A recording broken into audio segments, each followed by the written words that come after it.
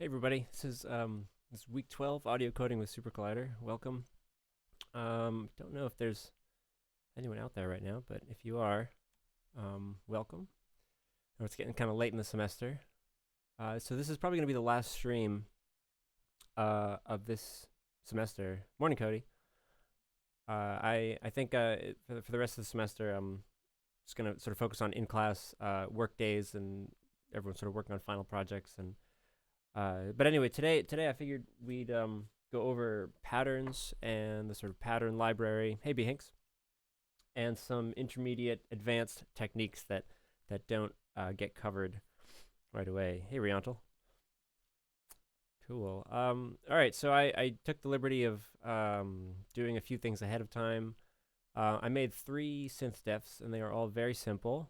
The first one, tone sus, it generates a sine wave and it applies an ADSR envelope. So it's got a gate, so it's possible to sustain this sound indefinitely, pan, stereo, and output it at the end. And the second SynthDef is tone. The only difference here is that it's a percussive envelope instead of an ADSR envelope, so it's just got a fixed duration. And then I've also got this one is almost identical to the one before it, except the sound source is different. So it's white noise. So we'll just sort of demo all of these real quick. So this one, we give it a name so that we can set its gate to 0 afterwards. Let me know how the volume is on that. I might be inclined to amp this one up a little bit. Maybe all of them while we're at it. Just give it a nice healthy 0.5 amplitude. So right, we've got a tone. We can specify frequencies. And then the other two, just fixed duration percussive tone and noise. Yeah. Maybe turn this one down just a tiny bit. Okay, so we have some sounds to work with. And just to recap what we already know about patterns, the basic way we deal with patterns is we say we make a Pbind. We know that the Pbind, when played, generates events. It returns an event stream player which produces events, and the default event type is the note event, which generates a synth on the server. And we say instrument, we'll do tone. And I've got some arguments for tone. So freak, amp, pan, attack, release, and output bus. We'll just say freak, pseek. Let's do 300, 1,000, and 500. And we're going to repeat this value pattern forever. And I'm going to leave all the others. Well, let's say amp 0.5. I think we can just use the defaults. I think we can also omit amp. It doesn't matter. And then we need a dur pattern somewhere in there so that Pbind, when played, knows how many beats to wait before generating the next event. So we'll say 0.2. Let's do 0.4 and 0.6 forever. And then we play this. We pray that it works.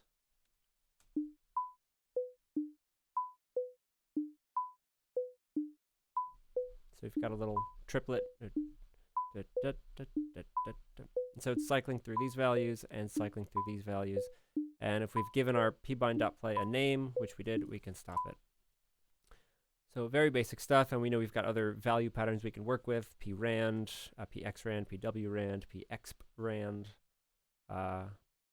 pwhite, pbrown, all sorts of stuff. All right, so to outline what I've figured we're going to talk about today, there's the concept of clocks, in particular TempoClock and quantizing patterns, so sort of being more precise with scheduling when patterns play and how they play and whether they're locked together with other patterns. I think I've talked about this before, but I'm going to briefly do it again here. We have other when we use freq in our SynthDef, we have the option of alternate keys here in the Pbind. So instead of freq, we can do MIDI note, degree, and just specify frequency information in other ways. I also want to talk about the concept of a REST type event. So I just to give you a taste here, we change the type of event to be REST, and then there's nothing. It's playing, but you wouldn't know it, so we'll stop it anyway. REST events are convenient because they're defined as an event which does nothing, and with a couple of clever tricks, there's some efficient things you can do. I also want to talk about the sustain key, which is relevant for sustaining SynthDefs, and then get into a bit of live coding patterns and what are called proxy objects, which allow you to dynamically control patterns in real time. And I've been thinking about where to start. I'm just going to start with the live coding stuff, just because I really can't settle on an order, because all these things are kind of intertwined. Okay, so when we do this this pattern here, right? Let's make it a little bit faster.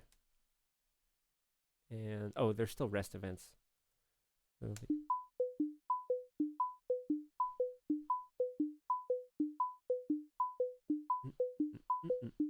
Okay, now if we want to change the durations of the delta time between events, like if we want to slow this down, or maybe let's do something more obvious and change the frequencies.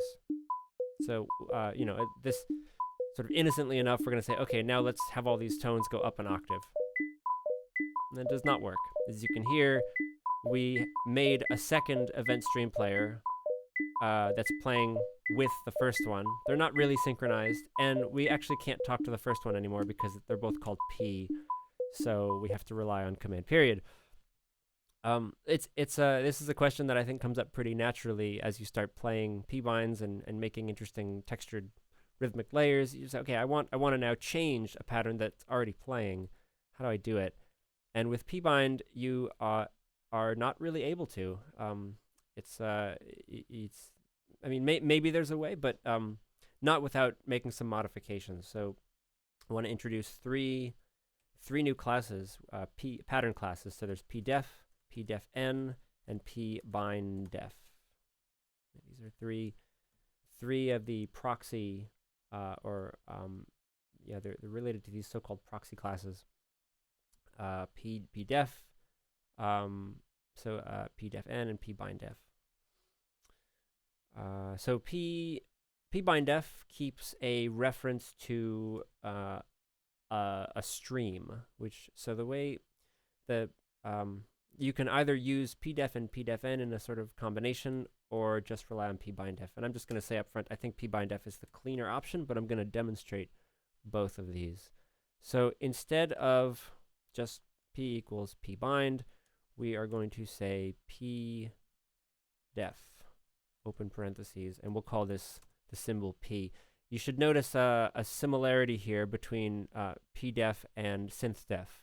So this is another def object whose syntax starts with a symbol and then contains the necessary data to define that particular def object. In this particular case, we need a ugen function.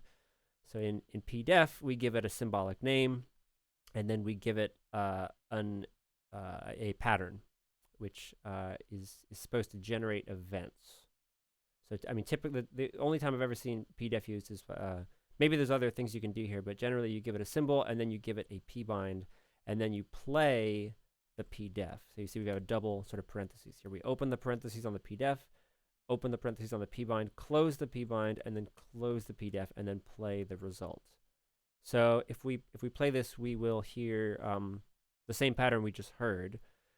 The difference is that we can redefine the Pdef. Actually, let's do it this way. This is say new line here, Pdef p dot play.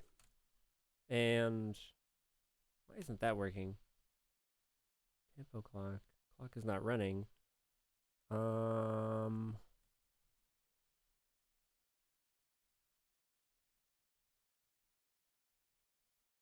think we maybe need to define it first. All right, so let's do this. All right, so we've run our Pdef and defined its contents according to this Pbind, and now I think we can say Pdef symbol P dot play.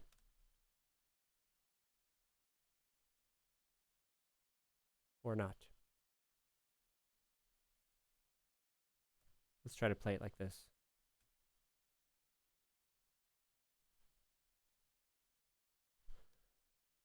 I'm doing something wrong here.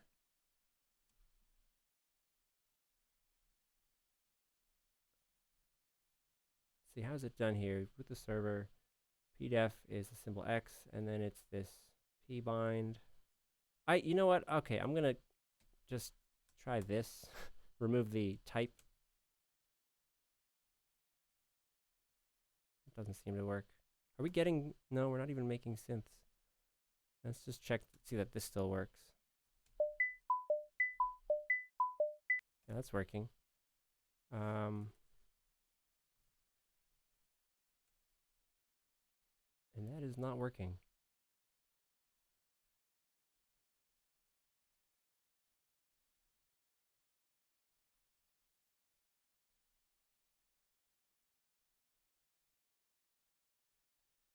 There's this other, okay.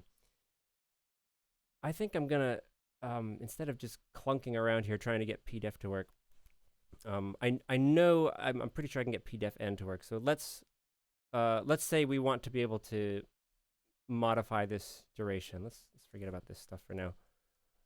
All right, so we're going to make this Pbind, but instead of providing a pseq for the frequency key, we're going to wrap this in Pdefn, and we'll call it pfreq.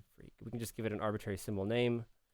So we're just enclosing our actual value pattern inside of a Pdefn with a unique symbolic name. This can be whatever you like. I've sort of gotten in the habit of the name of the event stream player underscore and then the key, and that's fine. It's, you can do whatever you like though. So this should work.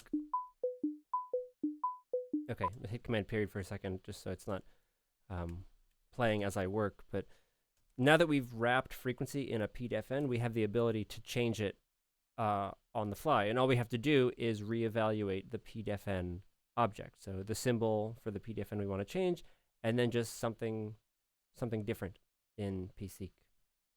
So let's do this, and then we'll just multiply this by 2. Get rid of that.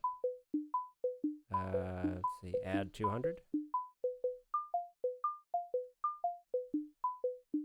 And it doesn't have to be pseq. We can just do a single number.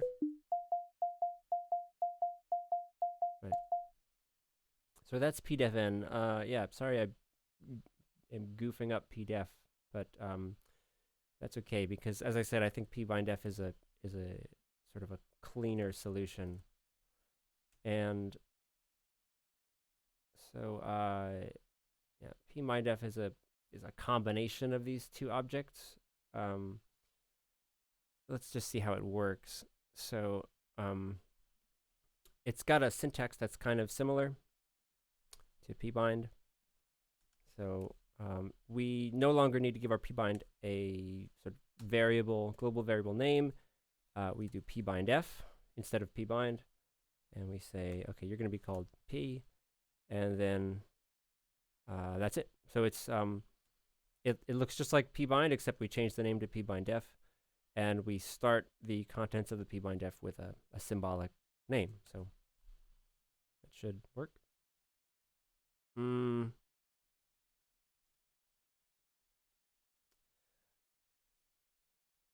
Okay, I'm going to do something here. I'm just going to copy all of this, and let me see if I just reboot the interpreter. Maybe there's some clock somewhere that got stopped, and we'll reboot the server. If this doesn't work, I'm going to quit and restart SuperCollider because I am very sure that my syntax is fine.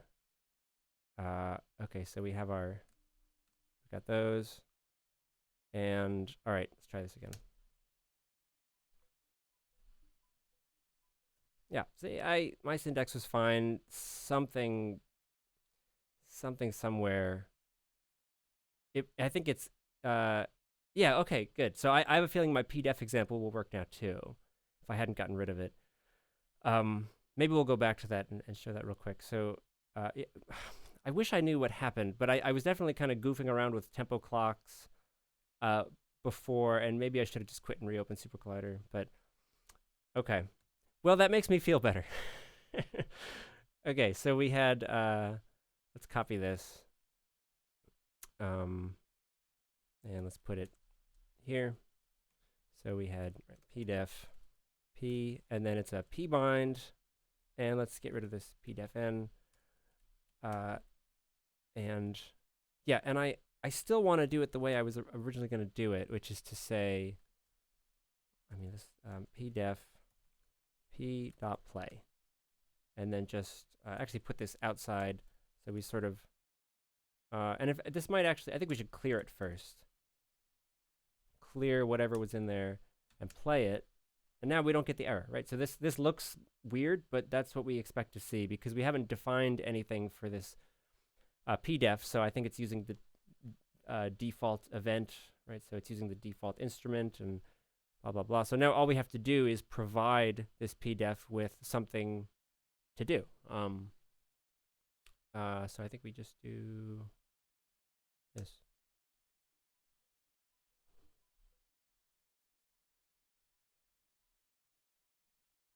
You're probably not hearing that because I have to reconfigure my server options.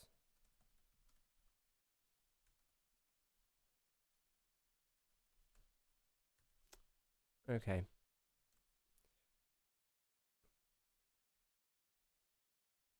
And we'll run these, and all right, last time, clear that, play that, and then define it. Okay, so now you should hear that, and just to confirm, we've got level here, and it should be audible on stream as well. Okay, so the advantage of Pdef is that it's kind of like the whole thing is a Pdefn, where you can just reevaluate this, any part of it.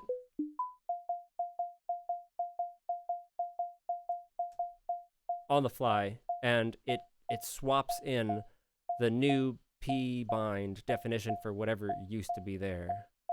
So, we can say pn pgeom. Let's just make something up on the fly here. 0.57 forever.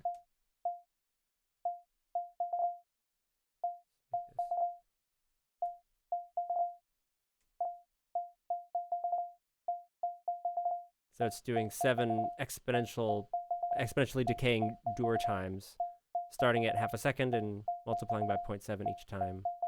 So we could do something like this. We'll start at 300, multiply by 1.5.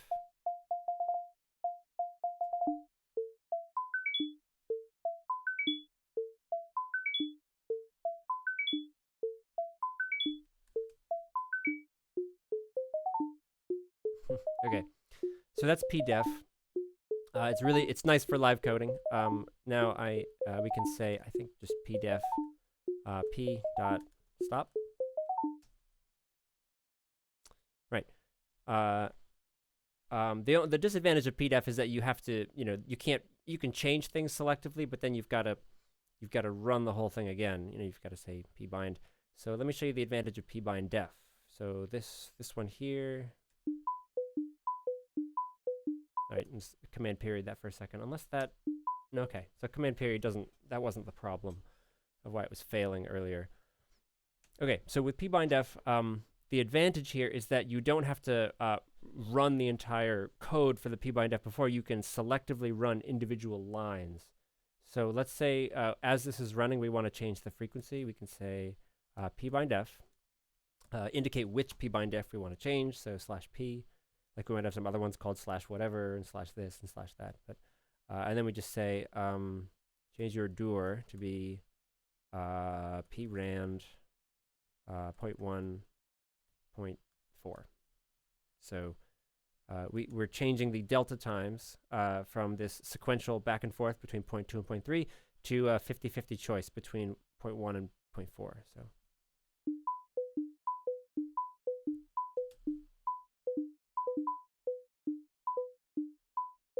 So sometimes picking 0.1, tenth of a second, sometimes 2/5 of a second. And then we'll just copy this line and say, okay, let's change the frequency. And we'll say bx brand 200, 2000 in. So now we're going to leave the duration alone and instead just change the frequency.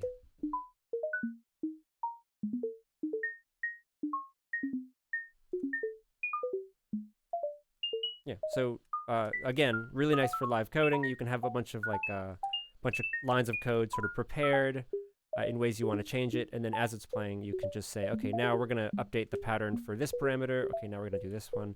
And I believe you can also chain these together. So let's do this. So you don't have to, it doesn't have to be just one parameter you're updating. You can just do a comma, kind of like, synth arguments. Like you say, you just, the parameter you want to change and the pattern. The parameter you want to change and the pattern. So here, let's change this to, it's going to be between 0.1 and 1, and this will be either 200 or 1,000.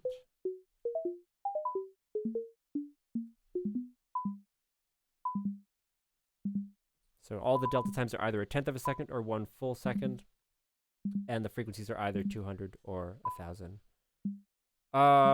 Disadvantages of Pbindef. No, not really. In fact, now that you mention it, it's like it seems kind of pointless to even show Pdef and Pdefn. Yeah. No, I think the whole point of Pbindef is that it sort of looks and behaves a lot like Pbind, but it's dynamic. So I can't think of a good reason why you wouldn't just use Pbindef all the time. I personally, I've just gotten in the habit of using Pbind because that's the sort of first thing I learned, and there's just lots of command period. There's lots of Pbind examples in the help file. But no, I don't think there's any disadvantage to using Pbindef if you prefer it this way. Yeah, it's a good question. All right, so those are the live coding objects. Maybe we'll try to be a good live coder and just use Pbindef for the rest of the stream. All right, let's talk about TempoClock. All right, when we play this Pbindef, we let's just say 1, and let's make a pseq 300 to 700, 400. So this array of 5 numbers forever, and we play this. All right. And initially, and probably in some previous streams, you might notice, or I might have said that this is sorry. So stop. Yeah, you got it. It's you probably figured it out. I'll put it here anyway. So stop a Pbindef without command period. I think it's just this. Yeah. So when we say dur1, probably the instinct is to think we're in seconds. So this is 1 second per event, and it's not technically true. I mean, it is, but that's only because when we play a Pbindef without any sort of additional information, it plays on the default instance of a class called TempoClock, not TempoBusClock, TempoClock. So TempoClock is a type of clock which allows you to specify time information and refer to time information in beats per second most of the time. And there is a default TempoClock. So that's an instance that sort of is on and always exists. So we can say .tempo, and the tempo of the default TempoClock is 1. 1 what? It's beats per second. So 1 beat per second is the same as 60 beats per minute. We're used to beats per minute. Oh, there's pause too. That's a good one to know. You can pause it, and then if you, I think, say resume, it'll pick up where you left off.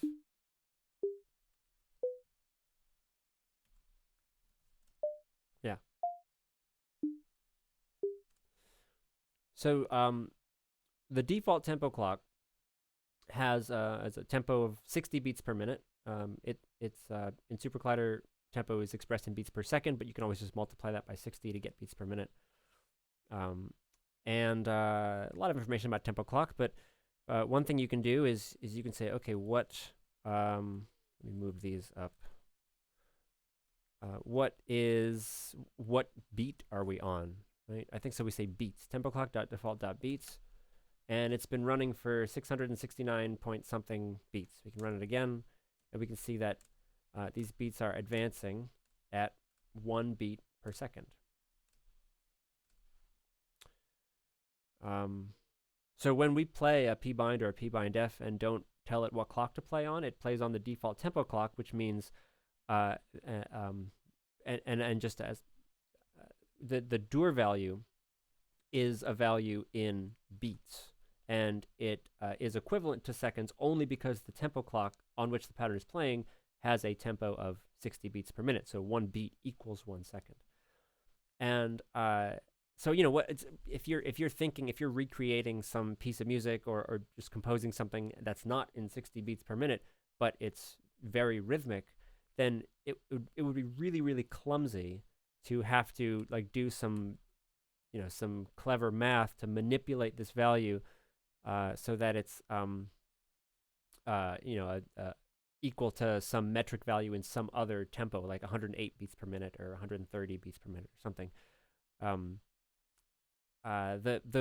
Really the best way to do this is to play this, create your own tempo clock with your desired tempo, and then play your event stream player, or play your pattern on that clock.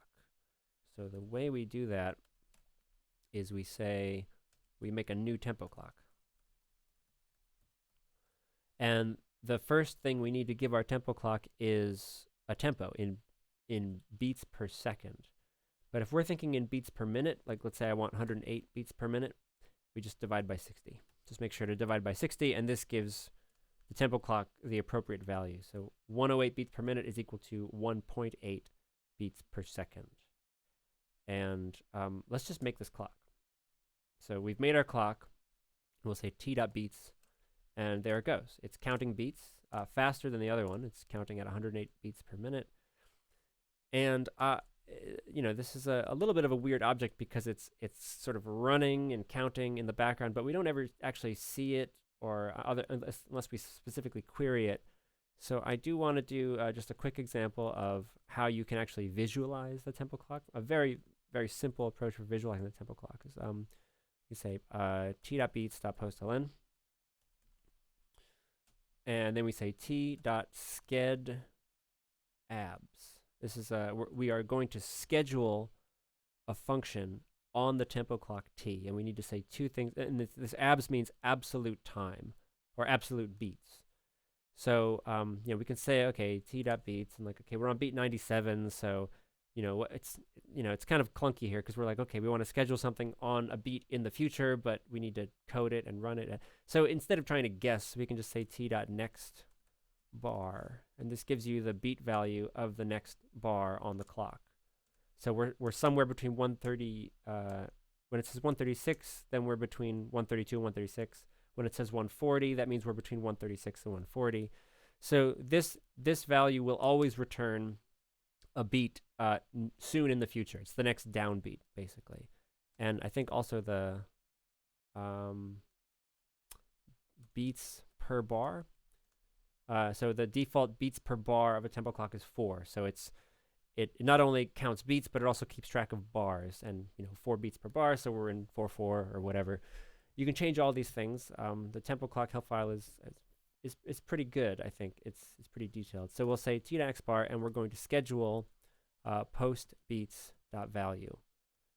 So we have to specify a function here, and then in the function is what we want to happen. And what we want to happen is the evaluation of this function, which posts the current beats.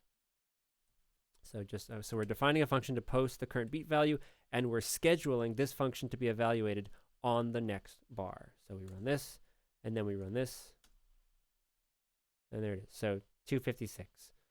This is not that great, but here's the clever trick with clocks: is if you schedule a function that returns a numeric value, then that function gets automatically rescheduled that many beats later. So if we redefine this function and then schedule it, on the next bar, we post the current beats, and then we reschedule that for 1 beat later. So you can see our TempoClock is counting beats at 108 beats per minute, and we can actually see what beat we're on. And the nice way about doing it this way is that we can at any time say post beats equals the function nil, or you can just even say the empty function, I think, and that's fine. And that redefines this function to be a function that does nothing. So, and I think it also unschedules it because this function no longer returns a numeric value.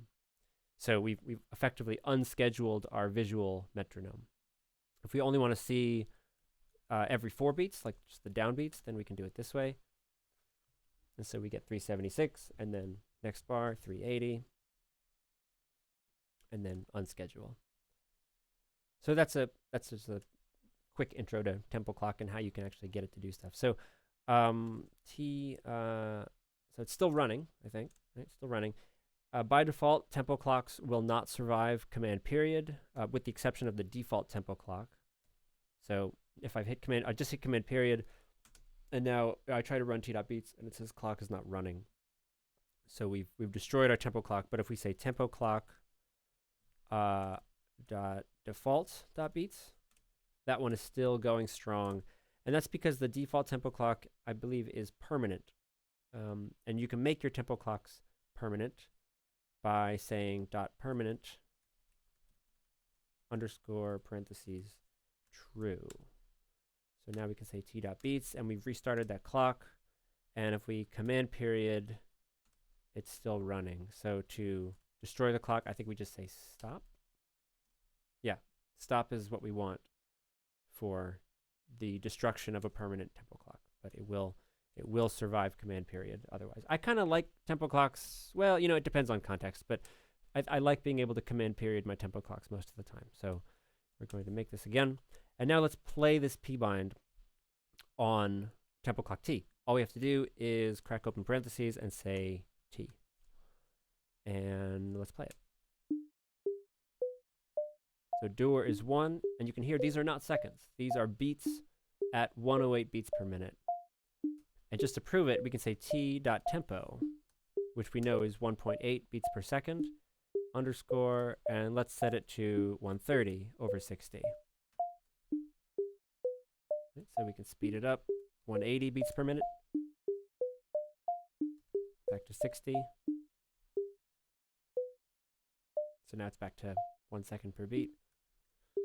And you can actually schedule tempo changes by, sort of like this. You can start your clock and then say schedule on some beat in the future, t.tempo underscore whatever you want. And you can also schedule changes to how many beats per bar. So you can think of this as kind of like, let's stop this for a second. You could think of this as like in a DAW, you have a tempo track, and you've got like this sort of automation curve. And so you can schedule changes to the tempo over time. So pretty useful. I think that the main usefulness here is that you get to think in terms of beats, and the TempoClock takes care of the tempo instead of having to do wacky calculations and sort of bending over backwards. Right, so that is that. If we hit command period and try to play this on T, we get this problem. The clock is not running. So you may find it preferable to make your TempoClocks permanent. For now, I think I'm just going to reevaluate it and run it every time we want to do this. And am I having the same problem? What if I clear the Pbindef?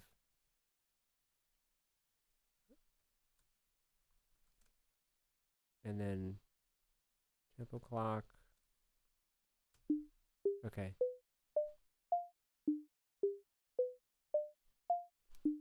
what am I doing wrong here? So if I hit command period and play this, and then do this. Yeah, so that's, okay.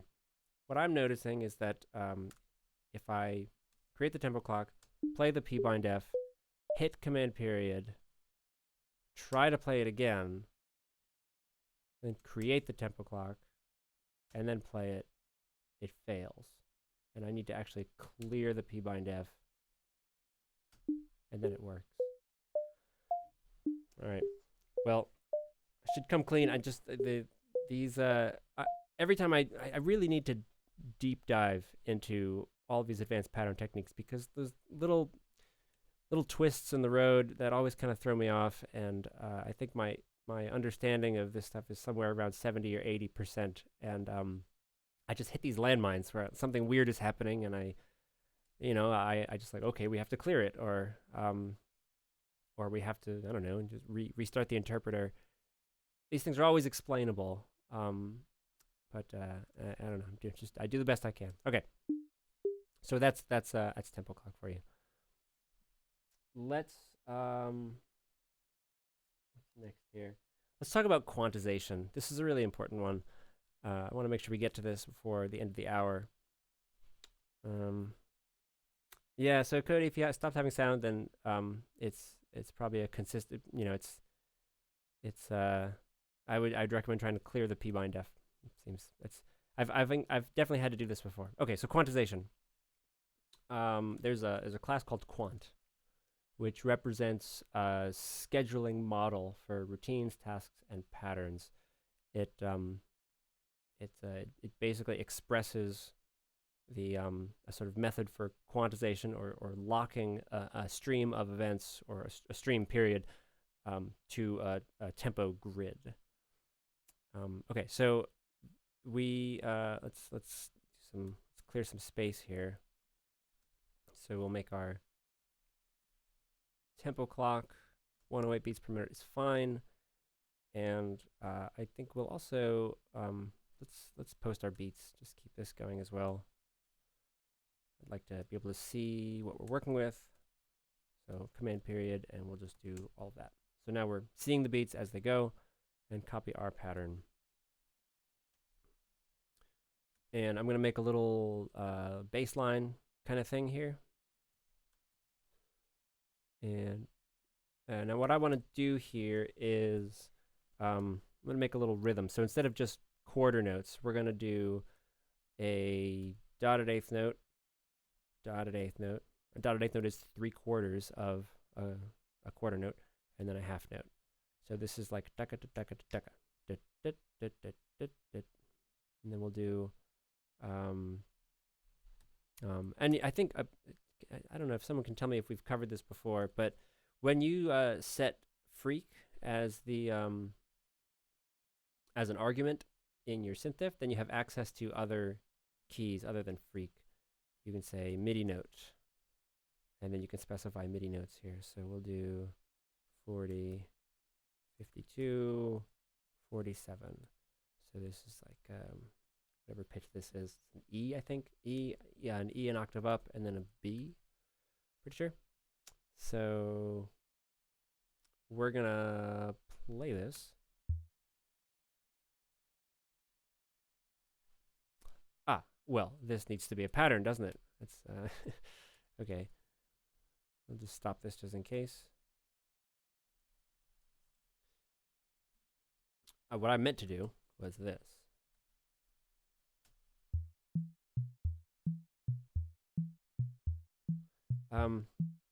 That might be kind of low in terms of frequency if anyone's listening on laptop speakers. I could bring this up an octave.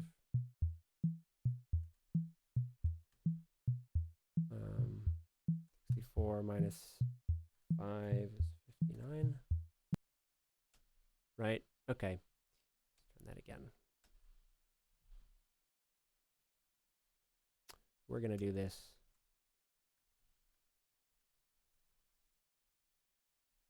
Make that, make this. Okay, so we've got a little pattern. We've got our metric values here, which are very nice because they're expressive. They tell us information about metric values, beat values. Okay. And so I was going to talk about quantization. If we let's stop all this for a second, and let's copy this, and we're going to make a little noise rhythmic pattern. We'll call this hi-hat. Type note. We don't need these here. That's just extra stuff here. We're going to say noise. Now, noise does not have a frequency. It's just a noise generator. But I do want to give it a little accent pattern here. I'm going to say 0.2, 0.2, 0.7, 0.2. And these are all going to be 16th notes. So that is a quarter of a beat. Right. Remember, we look at this and we think, okay, quarter note. It's not a quarter note. It's 1/4 of a beat. And the beat, I'm thinking of the beat as a quarter note just by convention, but that's probably not the greatest thing to do. Just think of it as this is a fraction of a beat. So 4 of these for every beat. And let's play this. We'll play a TempoClock here.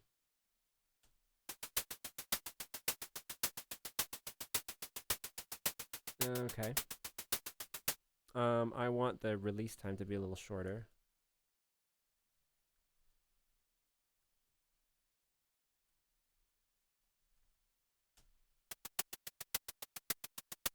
And I want these to be a little quieter.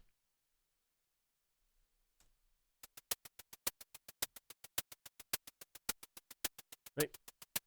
Okay. So now if I go ahead and play this, and let's see if I play this one. They did line up.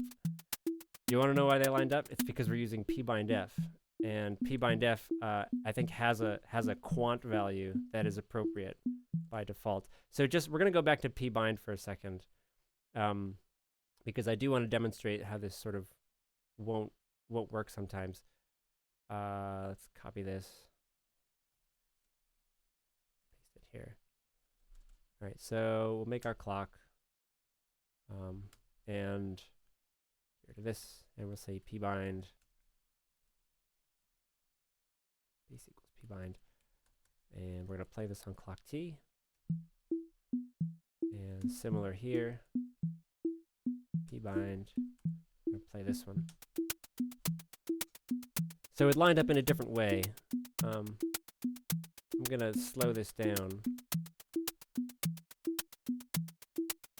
Okay, I didn't mean to do that. I didn't mean to make a new clock here. We'll just command period that.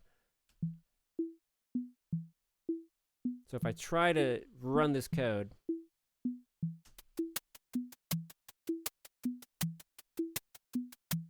what I'd like is for all these accented hi-hat notes to be on the and of each beat. So 1 1 E and a 2 E and a 3 E and a. And if I, they're not going to line up. I just want to make them sound like they're really not lined up. Yeah, okay. So that's very sloppy, right? They're playing on the clock. They're both playing on the same clock, which means their Dur keys are representing metric values at the same tempo, but they are not quantized together. And the way we do that is by adding another argument.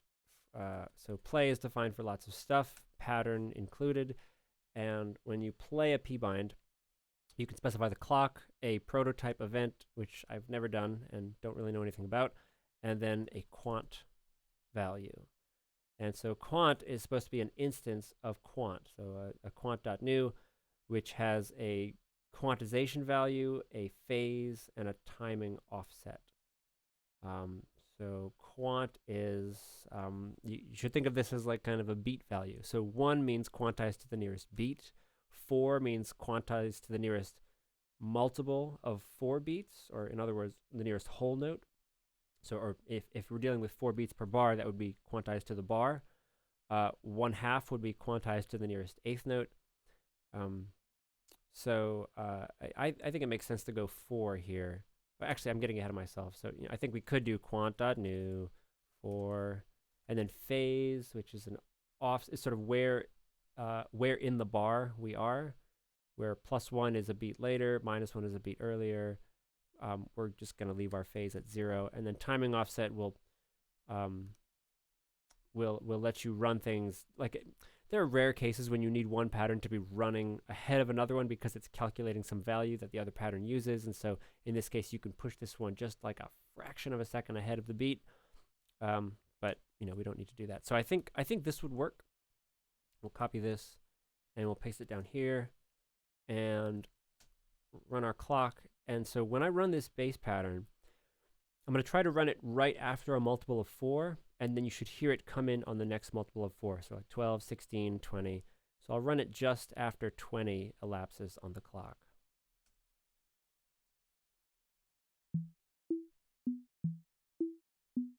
Yeah, so it's perfectly quantized to the nearest downbeat. So it came in right on 24,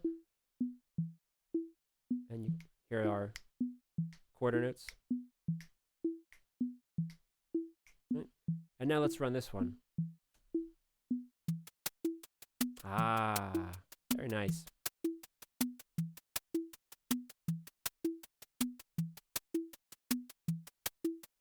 Okay. Now we're using Pbind here, which means we can't dynamically change these. So that's where Pbindef comes in handy. So let's stop these.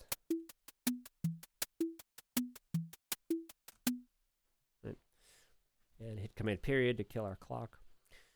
All right, so let's go back over here, and we're gonna do this with Pbind, and we're gonna say I think the default quant here. In fact, let's just, what if we do this? Pbindef base dot quant. Yeah, okay, so it's giving us a value here. So I think the quant value is 1. Which means, let's confirm. So we run this, and as soon as I run this, it should come in on the next beat, right? Not necessarily a multiple of 4. Yeah, it came in on beat 15, which is not a multiple of 4. And this one should also come in on...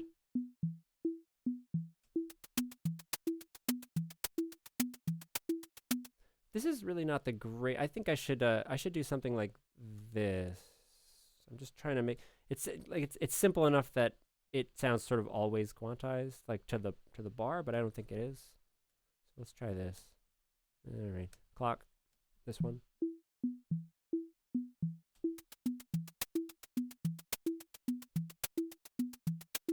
Yeah, so this is it's quantizing to the beat, and so what I want is 1E and a 2E, 1E and a 2E and a.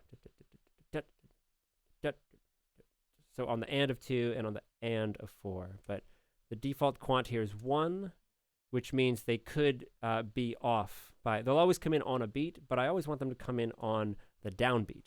So I think we just say quant.new 400. There is a shortcut for doing all this quant.new business. Yeah, let's try this. So now we should see this come in on beat 4.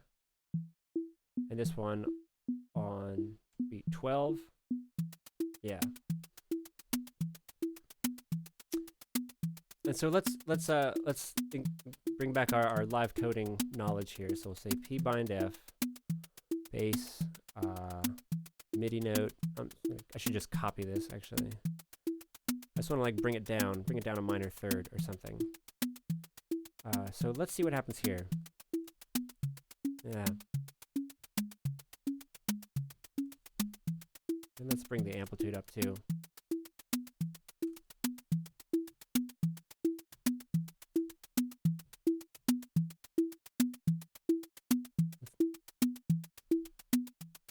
Yeah, so the amplitude, we're just making changes to as many parameters as we want. So we can sort of line everything up.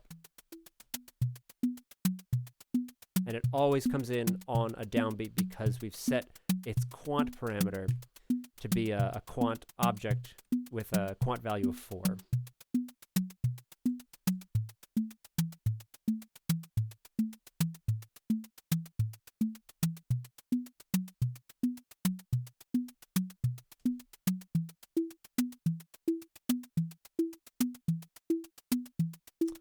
At least I think it's working. I mean, it's definitely quantizing. I maybe, I sort of, well, anyway, let's try it this way. Let's say 16. So this shouldn't come in until 16. Yeah. All right, let's do this.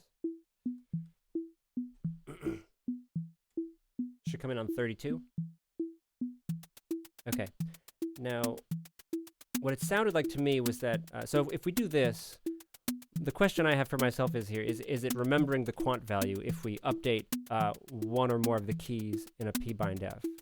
So this should come in on 64, and it doesn't. It comes in on 60.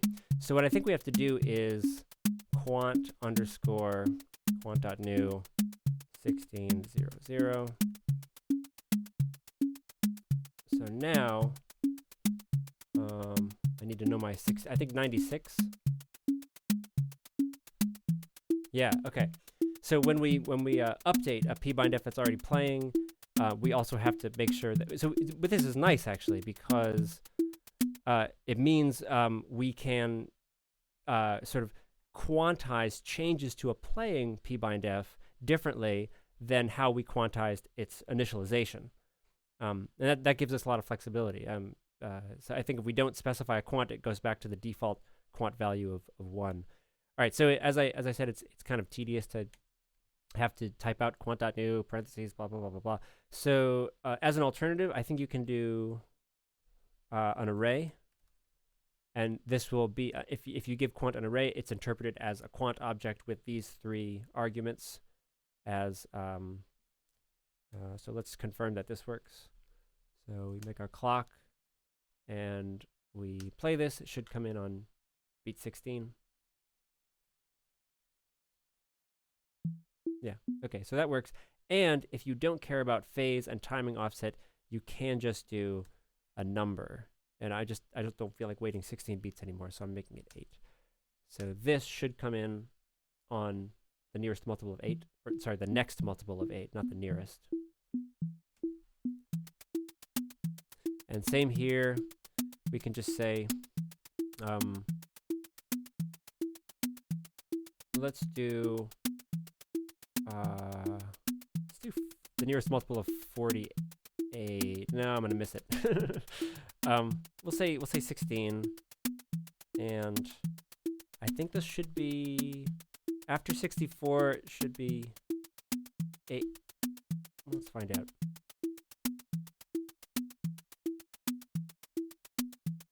Yeah, 80, right? Yeah, 80 divided by 5 is 16. Yeah, so usually I find myself doing this, just saying quant, you know, what multiple of the beat do I want you to quantize to? So you play a Pbind or a Pbindef on a clock, comma, quant value, quant colon number, and the same for updating Pbindefs down here. All right, getting close to the end here, and I just want to make sure I don't miss anything. Okay, all right, there's one more thing I want to do. This is a really clever trick. On my YouTube channel, I've got a Tetris, the original A-theme Tetris from the Game Boy Tetris that I did in SuperCollider. And I don't think I'm using TempoClock there. I'm using the stretch key to modify the duration values and sort of stretch the durations by some amount. It's not the right way to do it. I should have been using TempoClock. And also, I'm specifying, the point here is I'm specifying my delta times. You know how the Tetris theme goes dun da da dun da da dun, and so it's like quarter note, eighth, quarter note, eighth, quarter note, eighth. You know, so the rhythms are kind of all over the place. And when you specify a Dur key, you know, as like a sequence of like, okay, we do a beat, then we do a half and a half, and then we do you know, a half note, and then another quarter note, and then we have this weird syncopated, you know, dotted eighth note. Like, this is just impossible to read and debug. You have no sense of where the downbeat is, and you know, if you've completed a full measure, it's just like a bunch of numbers, and it's just so, and because it's delta times, it's not exactly the same thing as metric values, because you know how long we hold a note is different from the amount of time from the beginning of one note to the next. So it's just, this is a really, like, you're just going to give yourself a headache by doing this. So I want to talk about rest events real quick.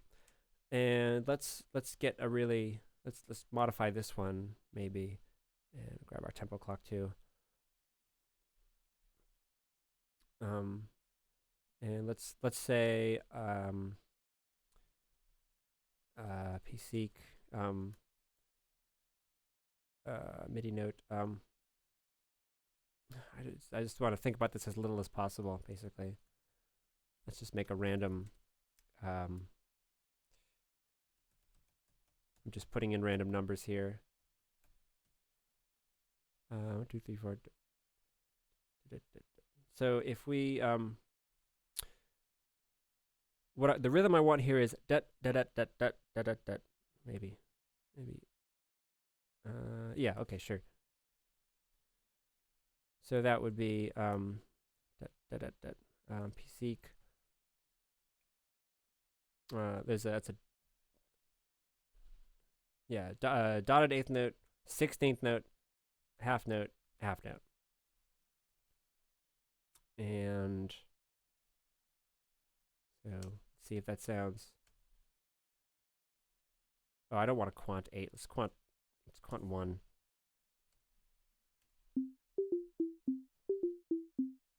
Okay. We got a little ditty going. But you can imagine if this had more notes and more complex rhythms, this would, it just gets really clunky and weird and awkward to specify things like this. So this is where REST events come in. Now you don't have, you technically could say type, pseek, and we're going to do a note here, and then a rest, and then another rest, and then another note, but that's, you could do that. You can sort of sequence the types of events that your pattern is generating. But there's a very clever trick, which is whenever you provide a symbol for a frequency value, this could be for freak, MIDI note, note, or degree. Whenever you provide a symbol, that event gets converted into a REST type event. So just here, so if I do this, we'll be omitting this seventh note, this note 7. Right.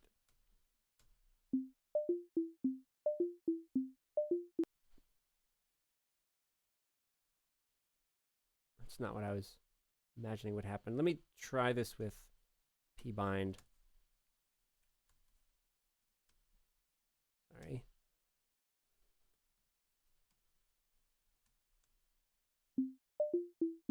That's weird. What if we do a symbol like this?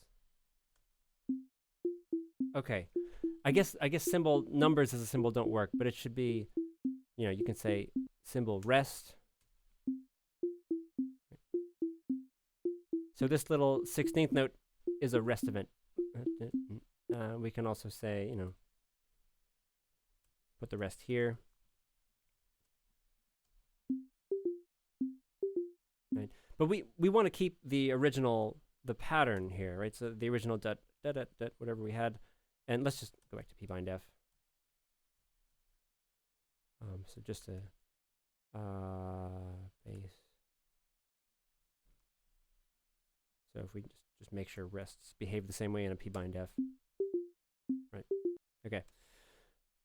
So what I would recommend doing here when you have a sort of semi-complex rhythm is to set your dur value to be the smallest metric value, and just repeat that forever.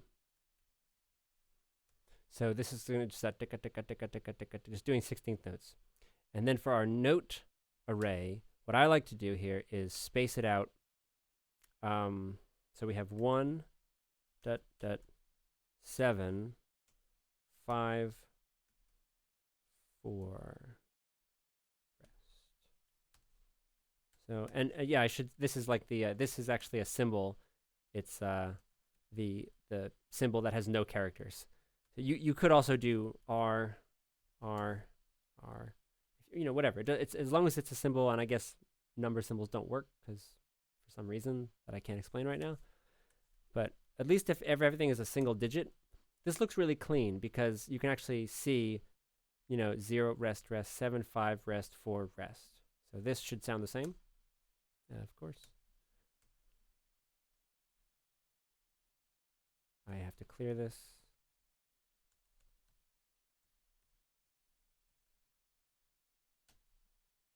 I should really be. I'm talking a big game here. Oh, I like my tempo clocks not permanent, and I keep having to run it over and over again. All right, so there we go. Yeah, so same thing.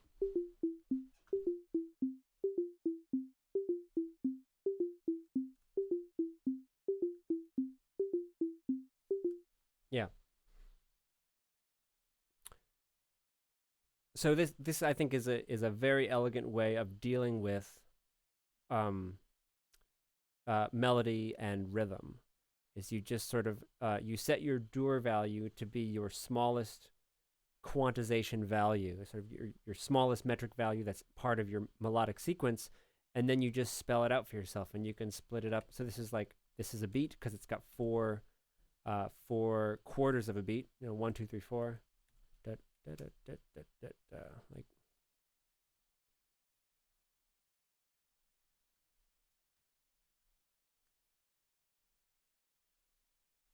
So something like this, and I need a comma there.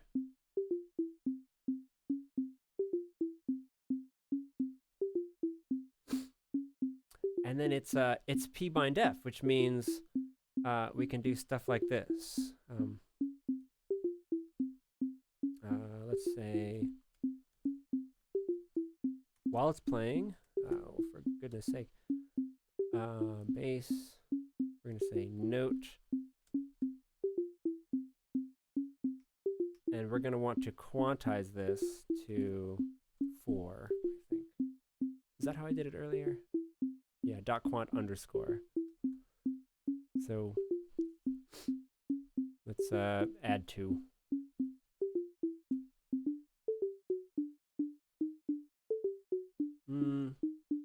That didn't quantize like I thought it was going to. Maybe it's because this was quantized to 1. Let's try that. And my tempo clock is permanent, isn't it? Did I? Let's say T dot stop.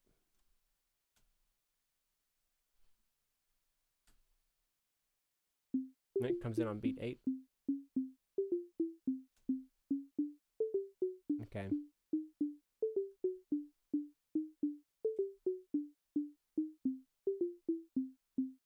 Yeah. So maybe these two values are related. Yeah. Well, I think you can get the sort of idea. It's even for me, this always involves some amount of tinkering and poking through help files and trying different things, trying different syntaxes to get what I want. But I hope that this gives you a good idea of some of the advanced things you can do with patterns, in terms of replacing their data with new data on the fly as they're playing, and running them on particular clocks with particular tempos, quantizing them so that they play together in parallel. And yeah, the one thing I didn't cover was this using patterns with sustaining envelopes, and I think I'll do that real quick just for I know we're past the hour here, but let's see, Pbindef. I'll call this Q.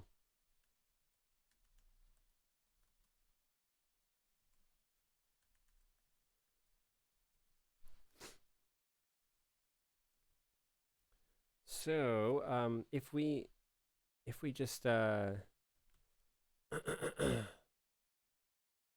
do this. Should be nice and simple. We're gonna play this on the default tempo clock.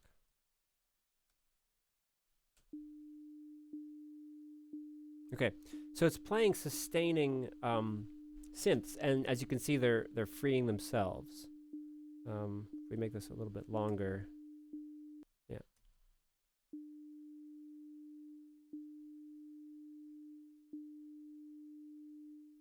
Right, but what we're used to doing is saying x equals synth.new and then x.set gate 0, and this is happening for us automatically.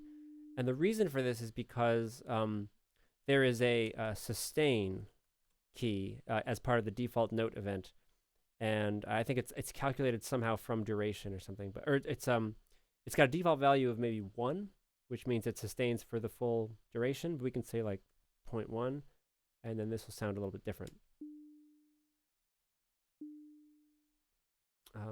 Right. So this means there's 0.1 beats between when the event is started and when the corresponding gate 0 message is sent to the SynthDef. So we can, this sustain, you should think of this as like how many beats elapse between when the envelope starts and when it gets the gate 0 message. Now, I want to point out that this only works because we have specifically said arg gate, G-A-T-E, all lowercase. If we call this something else, gate with 2 E's, it's a valid SynthDef, but then if we go and play this pattern again, there's nothing, this no longer works. The event stream player is sending gate with 1 E, 0 messages to each of these nodes that it creates, but the SynthDef has been defined with a gate argument that has a different name. So there's nothing, it's not able to, there's a mismatch here. It's sending gate 1E, it's listening for gate 2 E's. So yeah, what we have to do here is Pbindef, q.stop. That stops the pattern, but we just have all these nodes hanging out here, so we have to command period or s.free all. So the takeaway here is that it is in your best interest, if you're dealing with sustaining SynthDefs, to use a gate argument spelled exactly like it is here, lowercase g-a-t-e. And that will enable you to derive functionality from the sustain key in your Pbinds and Pbindefs. All right, always an adventure with this intermediate pattern stuff, but I think that's going to be it. And next week is fall break, and then the week after that is our last full week. And if there's interest, I would stream, and just if people want to sort of paste bin their final projects in progress, and we can sort of show some of that on stream, or we can just kind of do that in class on Thursday. Yeah. So anyway, thanks for everyone who sort of stuck around past the hour. And any sort of last minute questions or points of clarification, be happy to take some of those if anyone's got any of them. No problem, B. Hanks. Glad to hear it was helpful.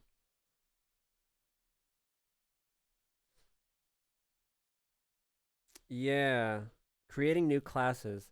That, I tell you, that is on my list of tutorial ideas, and I think I'm leaning towards tutorial 25 and 26 are going to be granular synthesis, but then 27 might be writing classes. That what I need to do is figure out if there's a really because writing classes, like I want it to be I want in the tutorial I'd like to write a class which is actually useful but simple enough for a tutorial. So it's kind of a balancing act. Like I don't want to. I've written classes before. Like for example, I have this perform class, which this is like what I use for performing an electroacoustic piece that I've written. It's kind of like a generic shell that I fit events into, and like this is completely unrealistic for a tutorial. But then I also don't want to make a class which is like, let's make a class that like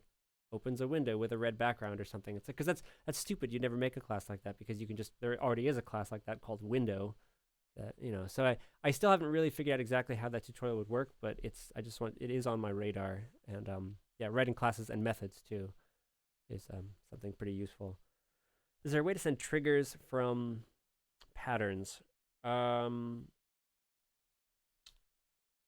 I guess, yeah, I think there is, but generally, I mean, my question would be, what would be the point? What's the end goal? Like if you do want to send like a signal, like you want to send signal triggers, and if so, you probably just want to do that in UGens. Or so I guess I'm guessing you think you're something like we say x.set t_trig 1, and this like sends a trigger to a synth. And I think this is possible. Let me see if I can cook this up real quick. Let's make another SynthDef. Let's copy this. Tone trig. And we're going to say done action 0, so delete that.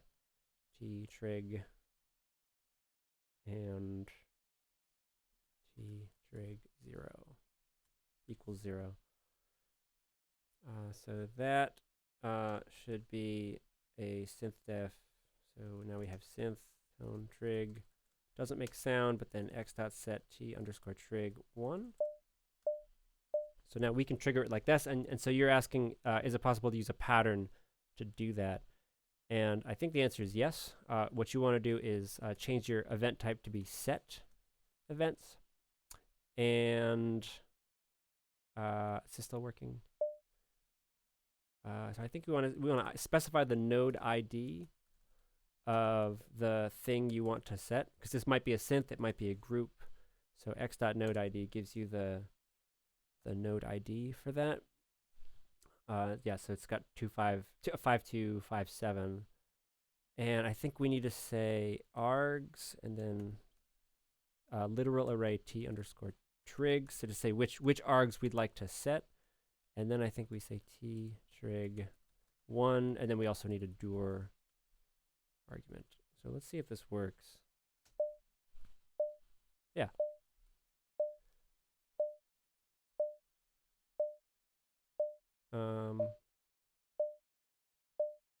Okay, not very interesting, I guess, but we'll command period that.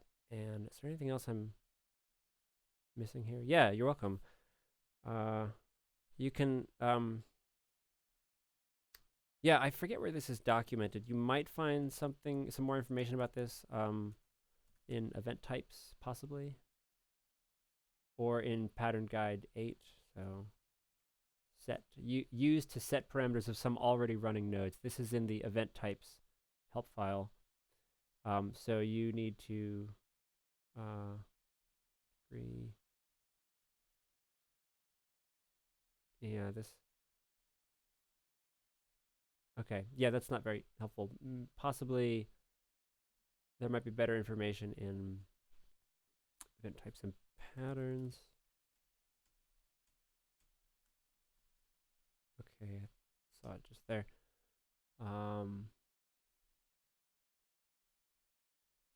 Here it is. Yeah, so this is in the in James Harkin's pattern tutorial. So you say we're going to do set type events. So set type events set parameters of an existing synth rather than creating new synths. Looks like you don't need node ID. You can just say that the name of the node itself.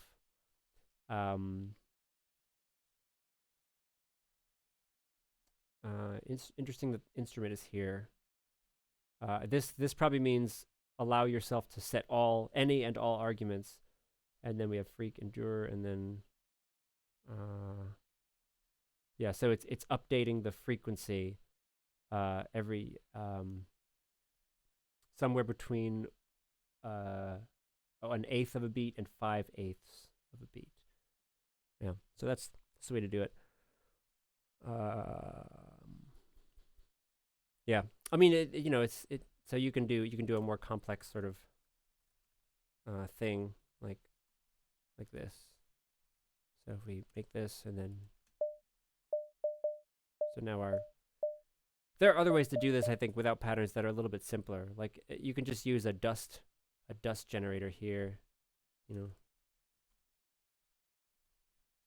But then you don't have like pattern control. So different ways to do it. Anyway.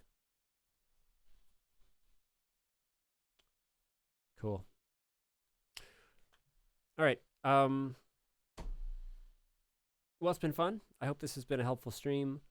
Patterns are a pretty deep topic, but there's, you know, once you sort of dig into it and get the hang of it, they're really powerful.